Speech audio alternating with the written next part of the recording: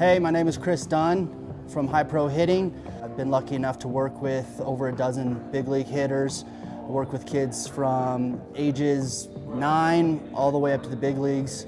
Been doing that for the last 5 years. The biggest and most overreaching thing that I'm trying to accomplish is I want to make Colorado hitters better. Guys from Florida, Texas, California, they're seeing those really good pitchers consistently year-round. Colorado hitters don't have that high of pressure. There's not as much talent, there's not as big of a population here. So in my training, I'm trying to create stressors for the hitters.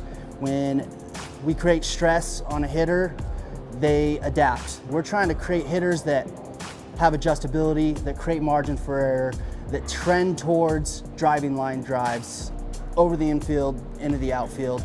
That's what allows us to be successful as hitters. When guys first come in, part of their assessment process is getting high-speed video on every hitter. We see how they move, we see any swing deficiencies that they have, and then we move forward, and their warm-up is very specific to that individual hitter. And then we move slowly into what we call swing prep. So swing prep is specific to the swing. These are movements that I deem very important and things that we need to prioritize in the swing. And then they'll move into more of a specific swing prep where their individual deficiencies are addressed.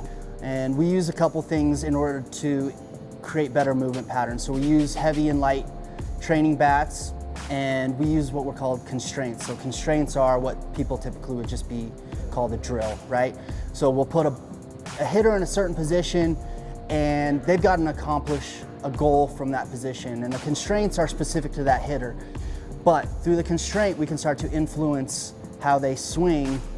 We're not focused on movement, we're focused on accomplishing the goal. We allow the constraint, we allow the weighted bats to do their job and to repattern their swings.